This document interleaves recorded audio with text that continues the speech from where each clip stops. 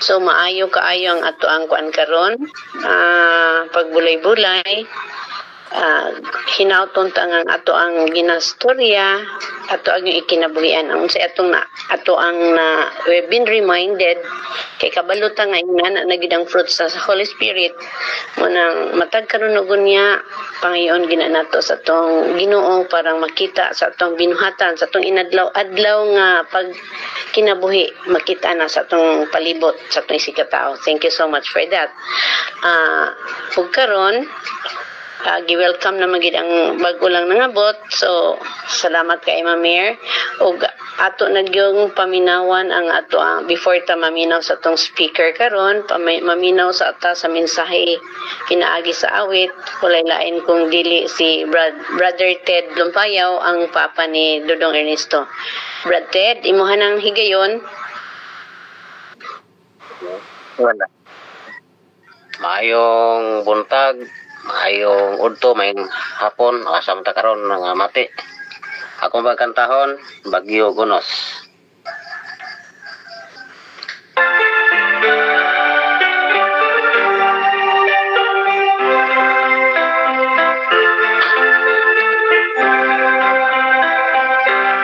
Ang kinabuhi dili masaktan niining kalibutan napuno sa mga tanghaga pinagibong ug dili masabtan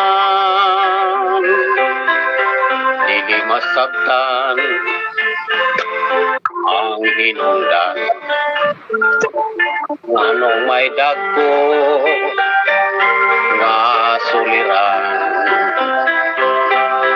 anong nagpasan sa bugat nga lulan sama sa bagyo nga dugay muluran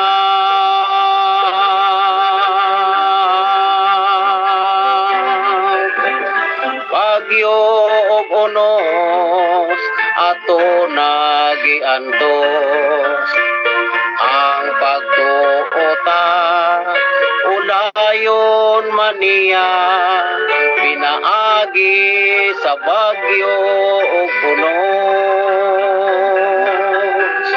ang imong paglaom ug tilang igsoon human sa kasakit muhunong ng unos human sa bagyo may kalinaw na ilingi ko ang kagahapon halos mapukan ang akong pagtuo ikuso-kuso ilampaso sa bagyo bagkunos ang gisagubang ko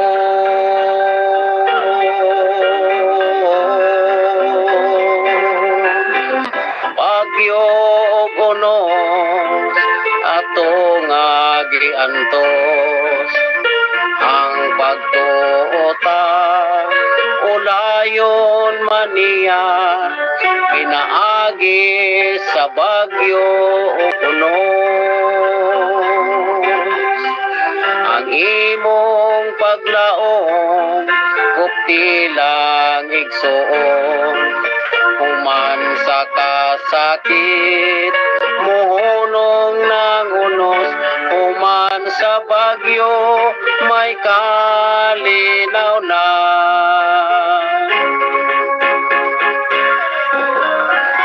bagyo unos atong agiantos ang pagtuota ulayon maniya pinaagi sa bagyo ug unos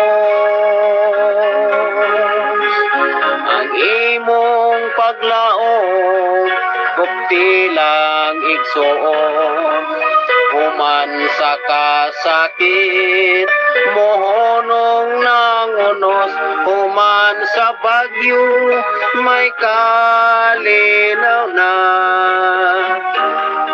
Man sa bagyo, may kalinaw na.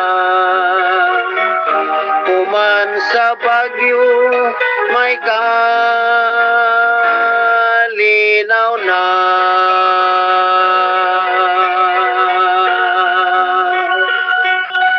Amen. Balik ning Ate Jo. Salamat kay tanan, pagkagwapo kay minsay sawit. Bagyo gunos mo nang naa naman gid ato sa ato ang fruit of the Holy Spirit, naaman si Kristo sa atong kinabuhi, dili lang ta mahadlok niya ng mga maski ikuso-kuso tag maayo sa bagyo gunos, padayon gid gyapon ta, kuptan gid nato ang Ginoo. Og makabuhi ta ang Ginoo gyud mo kupot sa ato, i-invite yun nato siya matagkaron og unya. Daghang kaig salamat niya na Brad Ted. Kung nakauna ako Brad Ted nga nung wala ka gipasulti, next time dong ha ipandam na imong papa dong, ipapil na nato bulay-bulay kay parang makadungog ta siyang tingog gawas lugar sa awit. Okay. Dili na gyud mapugngan, maminaw na gyud ta sa ato ang speaker, but before that hangyo na ako ang matag-usa nga ato yung i-mute atong mic, parang walay abala, walay distraction sa paghatag og mensahe sa ato ang speaker karong buntag, karong mga takna. Ug ato nang yung ihatag ang time sa atong speaker.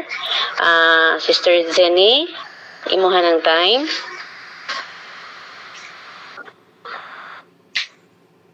Hello.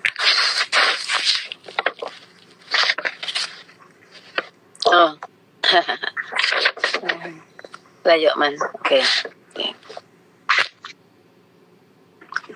Good morning sa inyong tanan diha sa Pinas. So hapon po. Og sa diri sa US kay good afternoon naman. Gibati gud nako kamo tanan sa maayong adlaw. Kay karon diri kay Sabado man diri sa amo. Pero sa inyo happy weekend.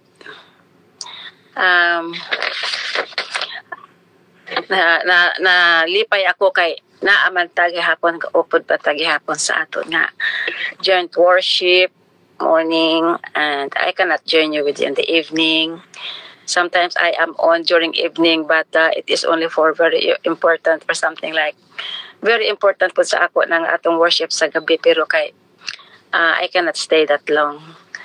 Okay, so karon ang ato nga topic kay kanang something very intriguing, no? Nakaka-intriga. Why beautiful only? God loves the beautiful. Anyway, maguta magpadayon mga igsuon, mag-ampo kita. Dalayabon kaghalang do namin nga Ginoo karon nga buntaga hapon og gabi asa mga dako. Ang bawat isa sa amo karon ginapasalamatan ko gid Ginoo sa imong nga pagbugtaw sa amon tanan, kag sa amon nga pagtulog, kag karon nga orasa ni amin naga duyon kami. Himo kami sing pag-sharing, greeting o kanang batian. Sige lang may greeting to each other. And joining with you and praying that the Holy Spirit be with us. Keep us safe, O Lord, from harm and danger. And everyone, O Lord, who wants to join, that there be a way, that their connection will be okay. And I pray also that you will inspire everyone who is listening, and me as the one who will be the mouthpiece of your word. Give me knowledge and wisdom, Lord, that I may be able to impart something that inspires and to enrich our spiritual life. That tendency is for being human. We tend to slow down sometimes, being attracted to other activities and leaving behind what is important. But thank you for this meeting, our devotional, that we are drawn together. May this be a blessing to each one of us, and forgive the sins that we have committed, we pray, in the name of Jesus. Amen. Okay, mga kapatid, sa ato pa ang atong pagbulay-bulayin ngayon ay ang ato nga ako gipili nga topic nga kanang sometime one time and many times since the day I know that I will be scheduled for this day, December 2024 to be scheduled to be with you, that we will join together to study and listen and study to this topic that I had chosen. Kanang napambuklat-buklat ko kanang kuan. Nabuklat-buklat ko mga libro, mga basa-basa. Bago ko sa akong topic, ano ko. So, nakakita ko ani nga murag intriguing kaayo ba, lahi kayo sa nga tanan nga mga topic. Aning title nga God Loves the Beautiful. Nakita nako ni siya sa kanang sa kalibro bitaw nga old nato nga mga morning watch noong araw pa ni bata pang mga anak ko ani kanang panahon ato na sa mission ga obra akong husband, ako sa sanitarium, kaya doble-doble ang among libro ani. Kay naa siya dito, naa pa ako pag mag-December gani kanang mga kwan, naa sila sa ilang bag sa Christmas bag bitaw, na ay mga ganon ganito mga Pasko, mga gamit, mga puno gid na siya, may mga bugas, naa nakasingit ina nga libro. Nya sa ako kay naapod kong ako ay doble gani na ako nga kwan kanang a day with God. This Day with God. Yan. This Day with God. This is 1979 copyright pagani ni. Kuya, pag abot na ko diri, namin nagregalo. 1979 copyright. Na nagregalo nga the same book. Gibasa man ako kay bisan katong 1979 pa. 2005 man ko diri. Adto. Katong kahit bisag ka ng 1979 pa, nawala naman na sa atong isipan, no? Di naman na nato matandaan, no? Lalo na sa panahong una, busy pa ko. Hindi ko masyadong basta lang basa, and then that's it.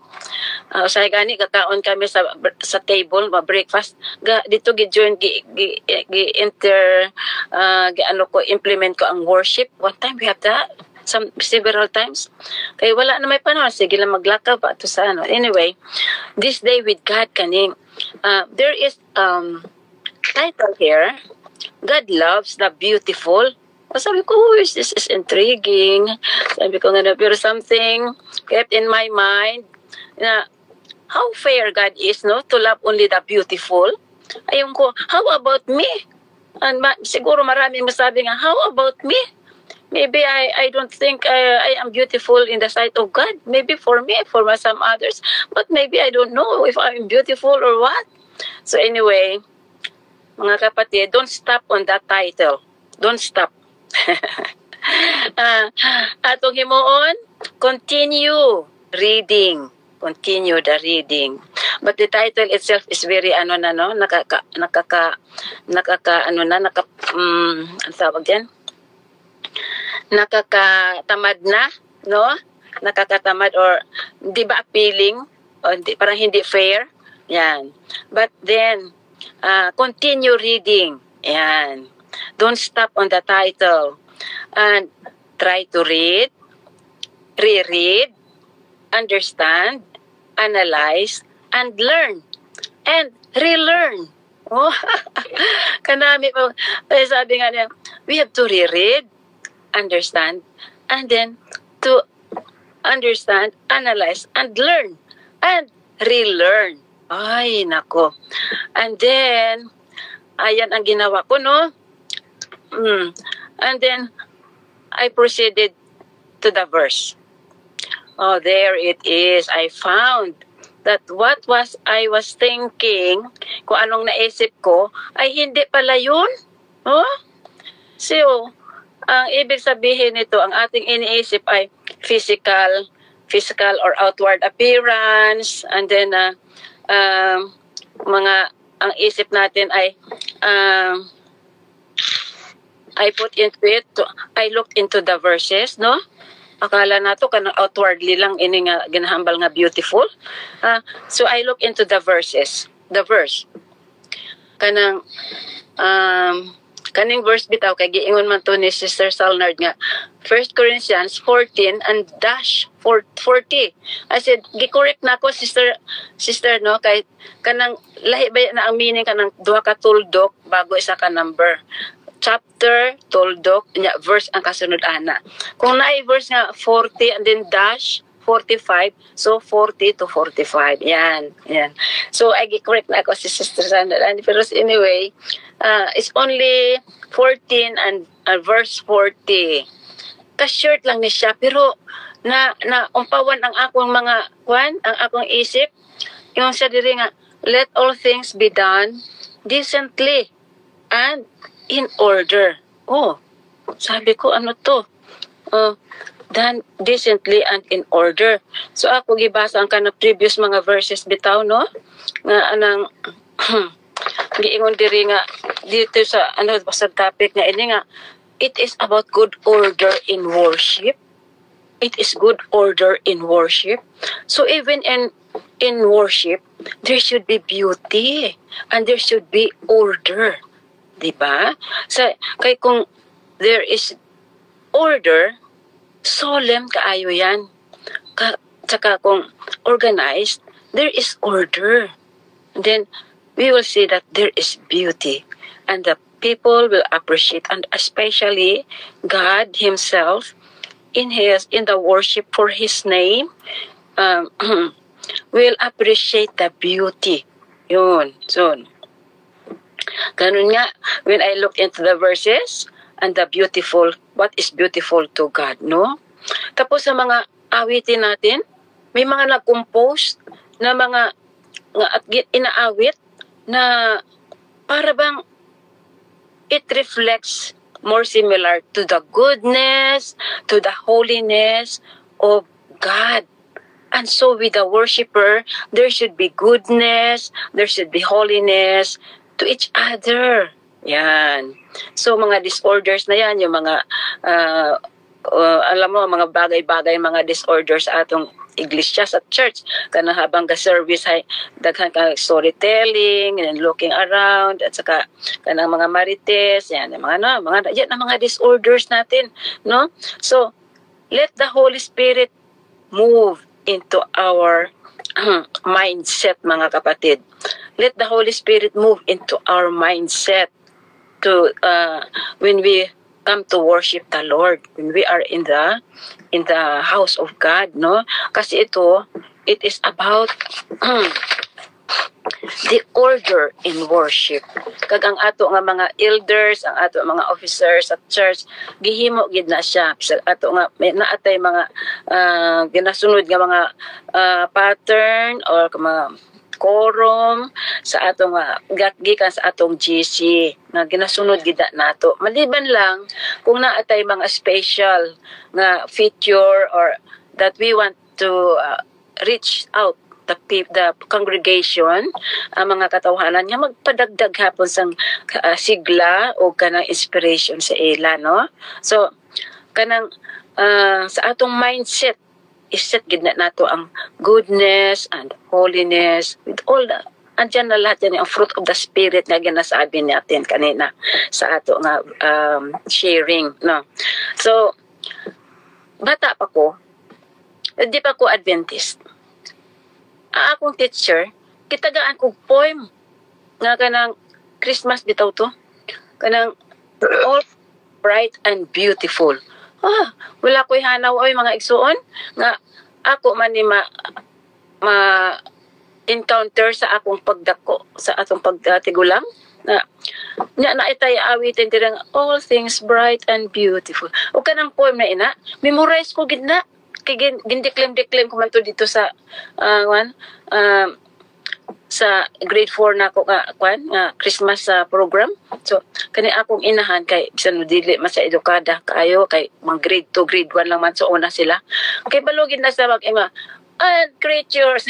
Ang ako kun action ko no, all things bright and beautiful gi ko no, all gi ko no. All creatures ka tudloan gi kun yag mga ganon. Kibalo ka karon lang ko mag-question sa akong ugalingon. Kibalo kaya sa atong English nga to. All things bright and beautiful. Kibalo ba sa una mga grade 2 kay grade 3 kay magtudlo naman na no, teacher naman na sila sa una. Anyway,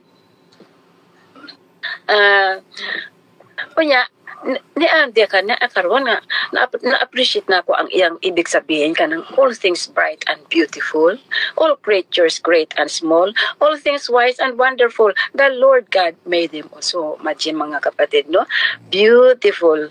The work of the Lord is really beautiful. So He loves the beautiful because He made all things beautiful. All of us are made beautiful. So kana may mga kanta bitaw nga ano yang let the Holy Spirit move into our let Jesus, let the life of Jesus, let the beauty of Jesus be seen in me. So kay Jesus nga may beauty na nga siya no, let the beauty of Jesus be seen in me. Yan. So sa ato pa kanang ining let all things be done decently and in order in 1 Corinthians 14:40 sa kay Jesus nagyud ni na bago gipasa ni diri sa ato no, kay amo man ni ideal ni Jesus, what He has done is what He wants us to do, kay followers man kita niya no. So let the beauty of Jesus be seen in me. Do we have this mga kapatid? Siguro pag nagkanta kita no, pag nagbasa kita ng Bible, pag nag-teach kita sa mga katauhan nga mga about na kanang uhaw sa katotohanan no. So that is the beauty of Jesus be seen in me. May kanta pa gani nga ano, the body of how beautiful is the body of Christ. Oh, yan. Kaya ano man gani, how beautiful. There's beauty in His being crucified at the cross. There is beauty in it. That is the beauty of it. Na namatay siya. Kunya, gibuhay siya. Gibanhaw siya, no? There's beauty. And He was made whole. Even that, siya, all those, siya bruised siya. Pero, He was made whole. So there's beauty in it. That is the beauty of Jesus, no? In His death. So anyway, kaya God is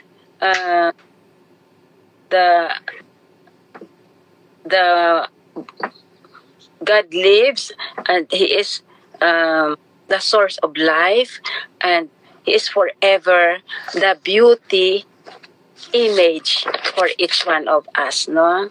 So, and what you want, and you know what? Only what He wants us to do, we must do.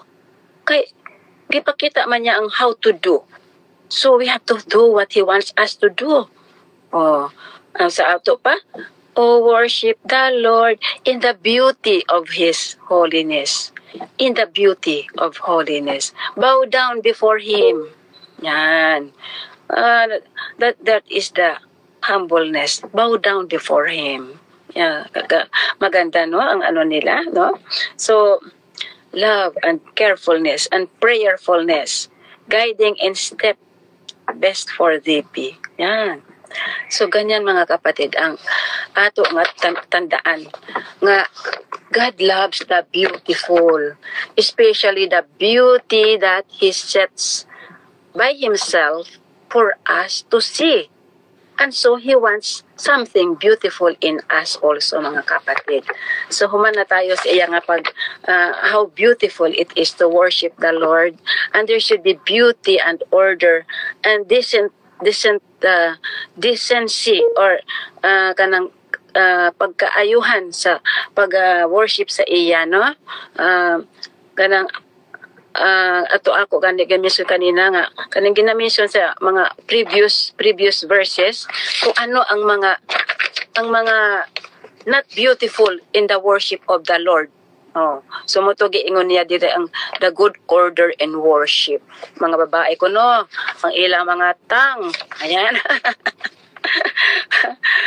Marami dito nga mga mga the word that may mga salita pa nga if it did not originate in you. Kung isa datlo magsalita, ay isa mag-i-interpret. Kung walang mag-i-interpret, shut na lang ang mouth.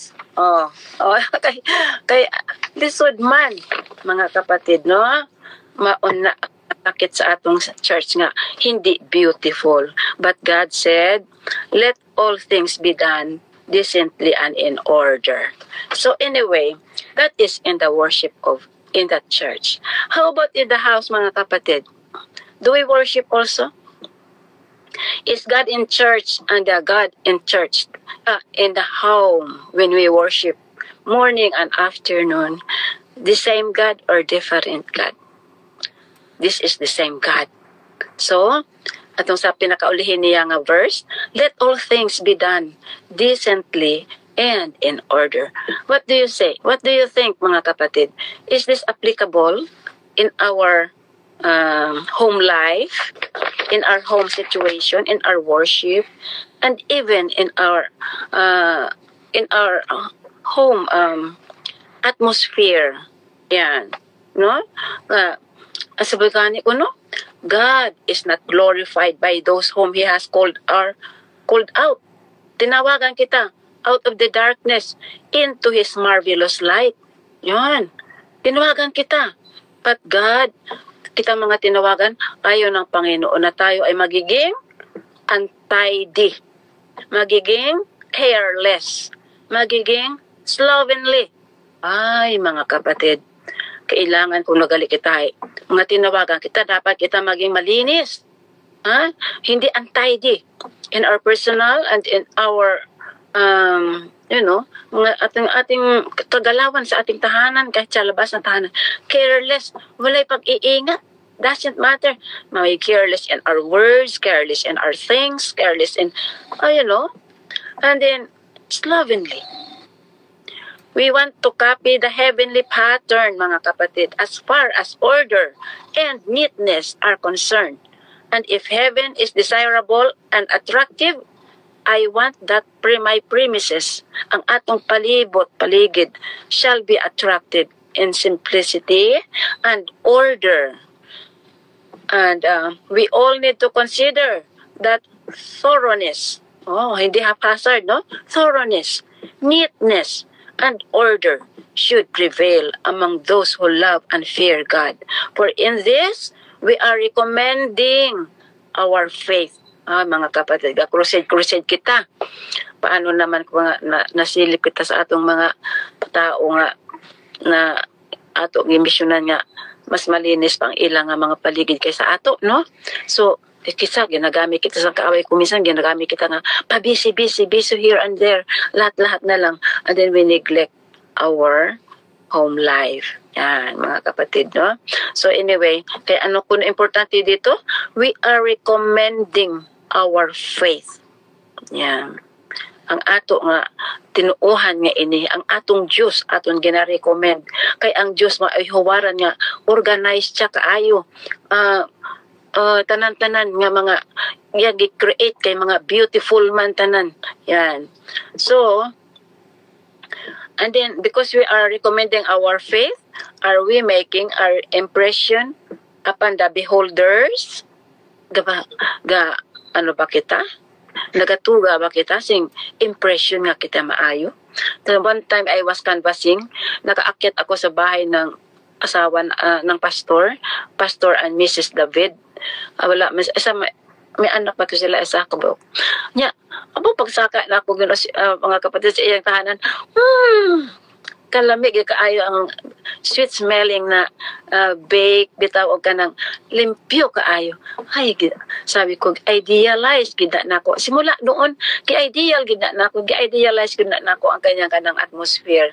Pero kay usahay no beyond our control because of our hectic schedule, but I keep trying. Nagwa og duha ka kabulig diri nakuha man kog cleaner pero kay sa ulihi kay murag na ano sa man to nga na ako ray nagpalit og kanang blower bitaw.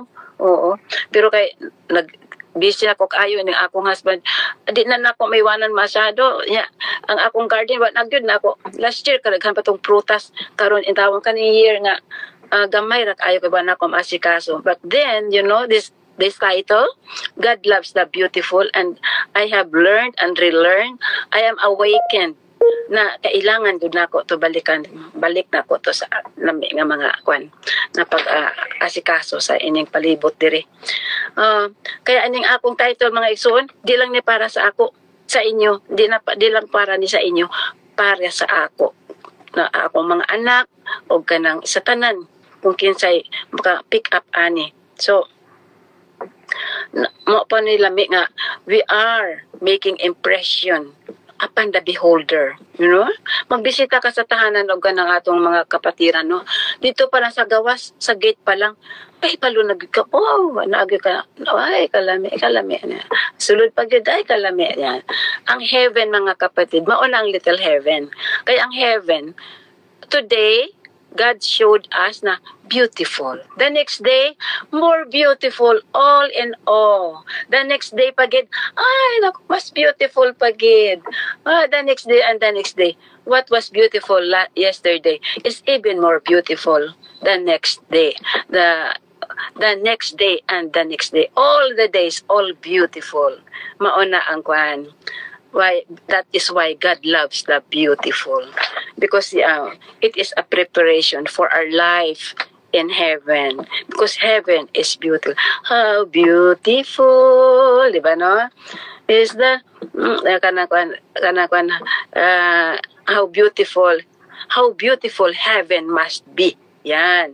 How beautiful heaven must be. Yan. Ay, kung ato lang gin mga igsoon basahon ang description ni Mrs. White kay gipakitaan masag langit, no? Kalami ayo. So the Lord is lover of beautiful. Bisan gani kuno atong mga trees, mga ornamental trees nato sa gawas, ato di ay na kuno ayuson. Ingon sa diri nang our connection with God will increase your desire to be cleanly in our houses and about our premises. Ang premises nga ini sa atong palibot. Yan. Fruit trees, ornamental trees, and flowers cultivated about our dwellings pay in more ways than one. Yan. So the Lord is lover of beautiful, for He has made the lofty trees, the spears of grass, the beautiful shrubs, the delicate flowers, and all this have a softening, subduing influence upon the beholder. Oh, who are the beholders? Especially mga non-believers. And bisan sa ato, no? Bisan kita, tibaluta. And as their senses are charmed, they are involuntarily drawn from nature to the nature's God. No, ma-appreciate nila ang Diyos ng nature. Sa pamamagitan nila ang beautiful nature, makilala nila ang God ng nature. Yan. We are drawing to them a close relationship to the nature's God. So if the Lord is mindful of us in giving us this expression of His love in the variety of beautiful flowers growing in their natural loveliness, shall we not be grateful to Him? Salamat kita mga igsoon. Okay, warning na, no? Okay. So, I extend wisely, mga kapatid, some means to have God's precious things in my sight and to have everything healthful about my premises. Kailangan malinis kay ang maduming paligid, hindi healthful, no? Hindi maganda sa kalusugan. So, ining beautiful and tidy and decent and in order, it has something to do with our health also. See? So if it is talking about our health, ang Ginoo, my body, your body is my temple, and you destroy my body because of your paligid ninyo ay hindi healthy, you will be destroying your body, and whoever destroys his body, him also will I destroy. Mga kapatid. So, sa atong pagtuo, because of our faith, descend to commonness. Kumisan, common na kaayo nga common na kaayo ining kaning di ba masyadong malinis, pabayaan na lang, common na lang. But no, kailangan hindi kita maging lax, hindi kita relax dyan. Kailangan magiging malinis kita, kag maging sensitive kita, tingnan ang mga yan. We not be lax and be loose and untidy. Kailangan natin ang cleanliness and tidiness and maging special kita. Kung ang ibang bahay ay mga ganito, maging special kuno kita. So from now on, I will give myself a warning. No? I've been trying to, but I give myself a warning to do this because it is very important. So let all see that because you believe in the Lord is coming, you are preparing a pure and holy heaven by being pure and clean and holy dito pa lang, here. Dito pa lang mga kapatid, bago ka magpunta sa langit. We are now preparing being pure and cleanly and holy here. Magkabati ka mo siya na kadungog ka mo nga, let your home be a little heaven. Yeah, no? Make a little heaven here because when we go up there, practice na here. Because practice makes perfect. Practice makes perfect and permanent. It will be permanent in heaven. Oh my. So the practice is not only perfect here, but if we will be in heaven, it will be permanent. So napakagandang ato pulutan sang mga magandang tips, no? So then we will be at home when God calls us to be in the to go to the mansions that He has chosen. Sabi nga dito, the Lord said that His inspired apostle, ye are a chosen generation, a royal priesthood, an holy nation, a peculiar people, that ye should show forth the praises of Him. So, paano natin ang pakita ang pag-praise sa iya? Mag-praise kita sa iya in spite of the fact that we left behind back in our kaisipan nato sa atong pag-iisip, we left behind what kind of atmosphere of our home life. So, God is not happy. So, nag-iingon sang Ginoo, God loves the beautiful. Kadungog ka mo anang beautiful in and out. Yan. If we will only follow this, I think God will say, it's beautiful in and out. And don't forget our verse, let all things be done decently and in order, because God loves the beautiful. Amen, mga kapatid. God bless everyone. Amen. Nice tayo sa atong message karon. Jenny, gina siya. A thing of beauty is a joy forever. Yes. So atong natun-an nga dili lang di ta magbasa, kinahanglan sabto na to atong gibasa, atong i-analyze, parang mag-relearn ta. And then we have to apply that. Nice gyud kayo. So inspiring, so encouraging. Og salamat once again. Thank you kaayo Ma'am Zini sa tanan nga naminaw hinaut unta nga atong nasabtan og ato ang kinabuhian. Ug unsa gyud ang atong nakutlo karong mga panahona. Salamat kaayo. Og Please. Oy, Brother Rompayaw, salamat kayo sa imong kanta. Nakalimutan. bagyo na simong kanta. Bagyo bonus. Lagi. Pero ang kanang mga bagyo dili na permanente, kuan lang na siya maka bahalagi kuso-kuso ta, but then we're so assured nga ang Ginoo na agid kauban sa tuwa because the Holy Spirit is there nga mo'y makapaligon ka nato. Bahala pag unsay mga pagsulay, pero we have to hold on and just continue living. Kinabuhi nga gasubay sa kabuoton sa Ginoo, dili ang atong kabuoton. Thank you so much. Og before ta maminaw sa ato ang atong closing song, pasalamatan ako once again ang tanan nga naka-appeal sa ato ang pagbulay-bulay kay tanan man gyud ta nakastorya. Thank you so much. Og hinaot unta nga ang balang spirito kanunay gyud magauban kanato. We have to ask that from the Lord. Kung naa si Kristo, naa ang balang spirito. I hope and I pray nga kanunay gini nato kuptan. Kay kanunay ta reminded, kanunay ta iyang giyahan to the right path. Okay. Dili na gid nato mapugngan unsa nay oras, maminaw na ta sa atong closing song. Sister Malo, imuhan ang time. Okay.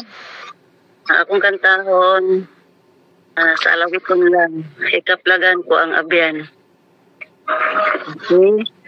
Ikaplagan ko ang abyan nga dugay nahiilan. Iya akong lilimisan sa gugmang ditukngan nga sa kasagasin ako maumay talikala nga dili gayud mabugto ug nga dili makuha.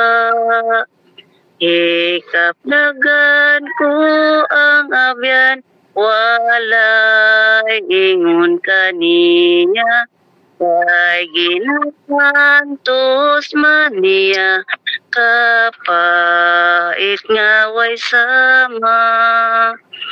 Busang tanan nga ko iha, tago kaniya, kalahong kinabuhi ko, itugyan ko kaniya. Ikaplagan ko ang abyan, kaniya walay ingon, nga adunay kagamhanan sa mga katauhan. Ang kalangitan giandam ug ang kahimayaan nga dili na pagkuhaon hangtod sa katapusan. Ikatagan ko ang abyan nga di gagod hitukngan sa iyang kagawian ug sa pagkamaalam. Siyang makagagahom gayud nga malalaban, igugmaon ko ikaw man hangtod sa katapusan. Amen. Back to you, Presider. Amen. Thank you kayo na ang closing prayer lo, closing song lo. Og since wala man ang ato ang intercessory prayer, once again hangyon ako sa Mama Mary nga may mag-pray. Kay kanunay gini siya ready. I'm quite sure of that. Before that, magpasalamat ko sa tanan nga mga partisipante nga nakahimo gyud sila sa ilang bahin o sa pagtanan nga nag-share sa ato ang sharean karon nga verses. Thank you so much for that. Og hinaot unta nga magpabilin ang ato ang pagkamainiton o pagkamadasigon. Ang atong pag-inampo ay kanunay naa sa ato ang taliwala o ang balang espiritu. Mamer, murag ikaw gid ako ang nakitaan. Iman ang time. May buntag man gabi pamungot man imo hadyo. Grabe man kini imo pamungot. Okay, Dili pagmahal man na Mamer. Pamungot gining imo habang sige na. Saan taman nga trabaho man ko dili ko katunga. Pasensya. Alright, magampo kita. Sa dili pa basahon taning prayer request nato para ma-press ko sa itong panghuna-huna. So, makausap pa ang mga anak ni Pastor Rista nga naghulat sa ilang interview sa US Embassy ug ang ila pong possibility sa ilahang jobs opportunities. Ang sitwasyon ni Grace Khaled, ni Emmy, ni Roslyn Batton, ni Jerry Salvia, o atong hinumduman ang pamilya sad nga nagpangutan karon sa pagpanaw sa ilaha ni Elder Gladden Lim o ang iyang simbahan nga nagsuporta nila.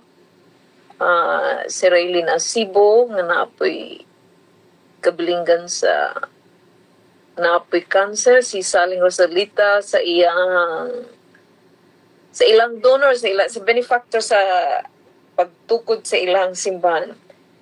Tapos si Archie Galarpi nga may asma, hinaot po nga dili na po ni mabisita ning asma kanunay kay kuya po ning asma mahinayak kay maisiyo man sad ka. Si Eliezer Abiliana nga na disgrasya, ang recovery unta paspas o dili ra maapektuhan ng iyahang panglawas. Kay usahay ang disgrasya dili man matagna ang sikwali. Ang spiritual issues ni Sister Abiliana, ni Ma'am Valdez sa iyang tibok pamilya, kang Cherry, anak ni Sister Bebs, lakip naman ang mga membro sa Damlog Church, ug nga ang ilang simbahan unta mahuman na sad ug tukod. Mga sakop ni Sister Lidita Tan, ang iyang anak na to sa Africa o ang niya sa Australia, nga magpabiling sila sa Ginoo. Ang mga spiritual request ni Hermie, spiritual guidance and protection sa Servil family, ang kanipod nga request sa ato maginitanan kay pareha man ta galawig, dili na to matagna ang panahon. Unspoken prayers ni Hermie, ang journal ni Limlay, prayer journal niya. Tapos, ang pagpasa sa exams sa anak ni Brother Ingil, na si Maureen, o ang renewal sa frankisa sa Hope Radio sa Tangum. Loving Father, we come to you just as we are once more this morning to close our morning worship. May our hearts continually communicate with you throughout the day. May we call on you, whether our day is good or bad or somewhat in between. May we see your guiding hands in everything that we do, in everything that we are engaged in today. Father, you know what lies ahead for each one of us. You know the burdens that we're carrying, though some of them remain unspoken, but nothing is hidden before you. Give us strength where we need it. Give us wisdom. Give us tactfulness when we talk to each other. And give us a heart that hears, that understands, without so many words. Grant us the indwelling of the Holy Spirit that we may reflect the fruit of the Spirit in our daily undertaking. We have nothing, O Lord, but our character, and we can't form it by ourselves. We depend on you and shaping us to fit for your purpose for us. Lord, we're all sinners. We failed you time and time again. Please forgive us. We ask your presence in our lives, and may our way of life be a reflection of you. The world is getting darker and darker and darker. The computer world and the reality of our human existence is slowly merging in, and it's very difficult to decipher which is which. May our hearts be founded in your word. May we hold on to it the more in our times. The AI reality, Lord, is getting scarier and scarier and scarier. Open our hearts, open our minds. The war that we see literally around us, its fierceness we see. So many people are moving to safe places. We are in a war ourselves in our hearts. We have no safe place to go but into your presence. Accept us, Lord, for who we are. Remember us for who we are. Even though we're not worthy, you died for us too. You love us just as we are. Father, our families are not hidden before you. The struggles in our dysfunctional families, you know it well. So many scriptural stories that reflect this. And some of us are living it in our relationship with each other. May it be between our siblings, our parents, our grandparents, our nieces, nephews, grandparents, our uncles and aunties, our great-great-grandparents sometimes. Take charge of the sentiments that we carry that's not worth carrying. We lay them before you. Grant us the understanding that only you can give, and the inner peace that only you can give. Again, Lord, forgive us. Make us worthy to receive the blessings you have for us. Be with the whole church, and be with the efforts that's being put forward to actually voice the hope that you have for each one of us in this dark world we're in. Open escape route for those willing to escape the darkness that envelopes this world. There's a big thrust where I am at the moment to do missionary work locally. I pray that will bless it. Prepare the hearts of the people that are doing it and are supporting it.